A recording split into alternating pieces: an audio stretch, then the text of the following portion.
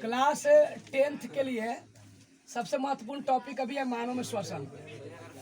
तो पिछले क्लास में लोग देखे थे कि मानव में श्वसन के जितने श्वसन अंग है उस पर बात हुआ था, है ना। क्या क्या बात हुआ था? नासिका वेष्टन के बारे में बात हुआ था, ग्रसनी, है ना, फिर ग्रास नली या ट्रैकिया जिसको कहते हैं उसके बारे में बात हुई थी। उसके बाद फेफड़ा के बारे में बात करेंगे। तो श्वसन में सबसे प्रमुख अंग जो है मनुष्य में वो फेफड़ा ही है। तो फेफड़ा के बारे में थोड़ा अच्छा से बात कर लेते हैं। फेफड़ा होता क्या है? आप फिगर में देख सकते हैं कि एक कंठ है, कंठ से नीचे ये लाइन दिख रही है, वो क्या है? श्वास नली या ट्रैकिया है।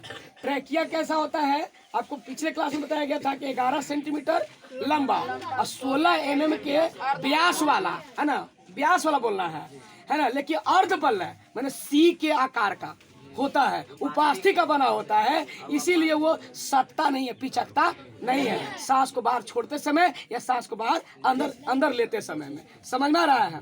अब यही ट्रैकिया, यही जो है नीचे जाकर विभाजित हो जाती है श्वसनी में। क्या में विभाजित होती है? श्वसनी में। और श्वसनी जो है से श्वसनिकाओं में विभाजित हो जाती है।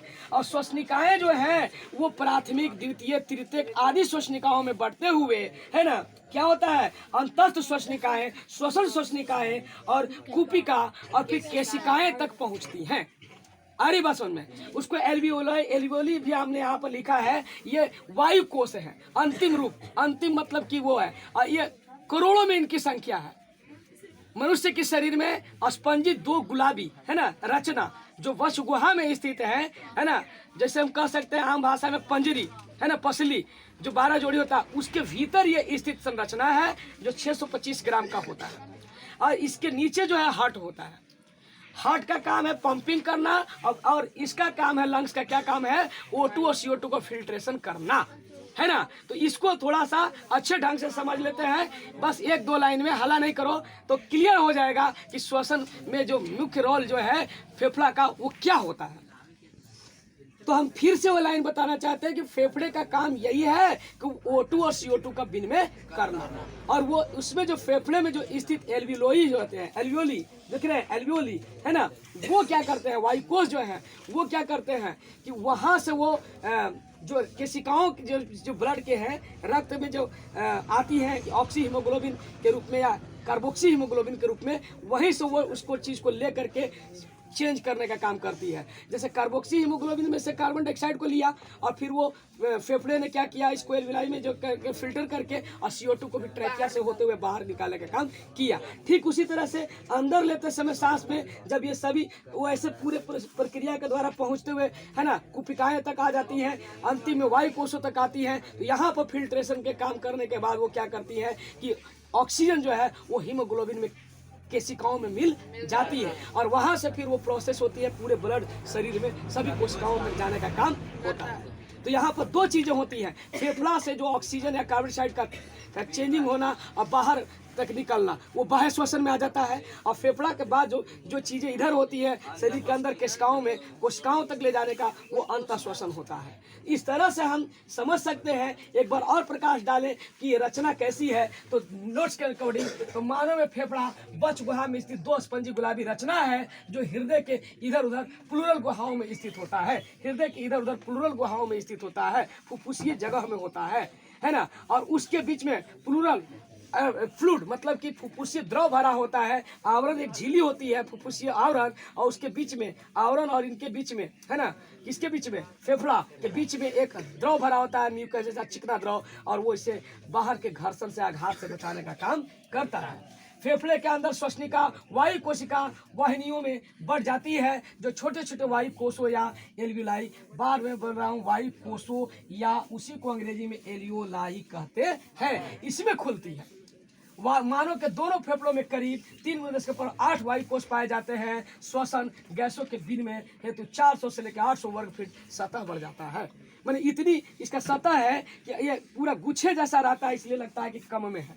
है ना। जब इसको फैलाया जाएगा तो लगभग 80 वर्ग मीटर, है ना, मीटर में बात बोले तो, वर्ग फीट में बोले तो 400 से लेकर 800 वर्ग फीट सतह तक फैल जाता है। और इसमें ब्लड का बहुत अहम रोल है। ब्लड अगर ये काम ना करे, फिल्ट्रेशन कैरी आउट करके नहीं लाए ऑक्सीजन कार्बोक्सी हीमोग्लोबिन या ऑक्सी हीमोग्लोबिन के रूप में, तो डायरेक्ट विसरण से अगर कोई सोचे कि इसको में हवा का आदान प्रदान हो जाए तो उसको मैं कहता है कि 3 बरस से भी ज़्यादा समय लग जाएगा इस विनिमय का प्रोसेस में। इसलिए ब्लड का रोल यहाँ बहुत मायने रखता है। और अभी मोटा मोटी तौर पर समझ ले कि ये श्वसन की प्रक्रिया होती कैसे है। तो श्वसन का प्रक्रिया 2 तरह से होता है। एक तो आपका होता है प्रश्वास, है ना, और एक होता है उच्छ्वास। हमने बताया अभी कि अगर एक बोतल को काट ले, पेंदी को, प्लास्टिक बोतल को, और मुंह पर ऊपर एक बैलून फुला के बांध दे और नीचे एक बैलून का फूटा हुआ भाग रबड़ का बांध दे और उसको नीचे की ओर जब खींचे तो बलून जो फूला हुआ है ऊपर से पचकने लगेगा, नीचे से धक्का दे तो बलून फूलने लगेगा। ठीक इसी तरह से हमारे अंदर भी होता है। मेरी डायफ्राम जो है, ये बताया हूँ, डायफ्राम जो है वो नीचे की ओर जब खसकती है तो पसलियाँ भी नीचे की ओर जाती है और उससे आयतन बढ़ जाता है और O2 का इनहेल होता है। मैंने इस प्रक्रिया को प्रश्वास कहा जाता है। और ऐसा उदर के पेशियों के संकुचन के कारण भी होता है। उदर में जो पेशियां सिकुड़ जाती है तो भी जगह यहाँ आयतन बढ़ जाता है। ठीक इसका विपरीत होता है कि उधर के पेशियों में फैलाव होती है तो डायफ्राम भी अगर ऊपर की ओर खसकता है तो पसलियाँ भी खिसकती है, वो आयतन कम हो जाती है और इसीलिए बाहर की ओर CO2 निकल जाता है और ये उच्छ्वास कहलाता है।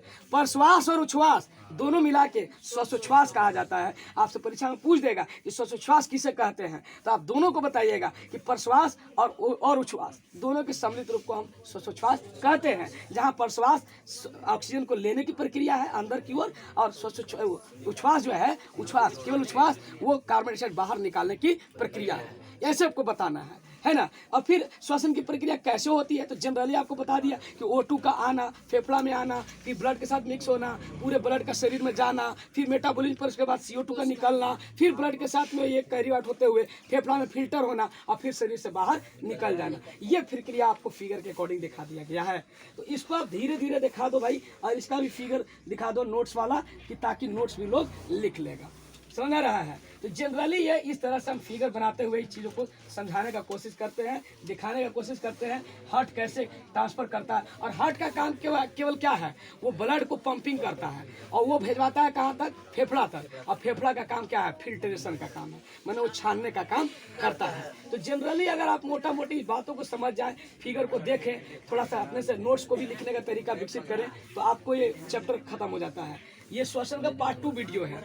श्वसन का पार्ट 1 वीडियो पहले बनाए थे नोट्स के रूप में, है ना। अब इसको रोक करके वीडियो को अब तुम लोग खुद से इसका नोट्स को लिख सकता है। कुछ कमी बेसी हो तो अपने से भी सुधार कर सकता है ना। वहां तक आ रहा है, नजदीक से करो, जाओ ना, कोई दिक्कत नहीं है। यहाँ वाला आ गया बीच में, नीचे तक।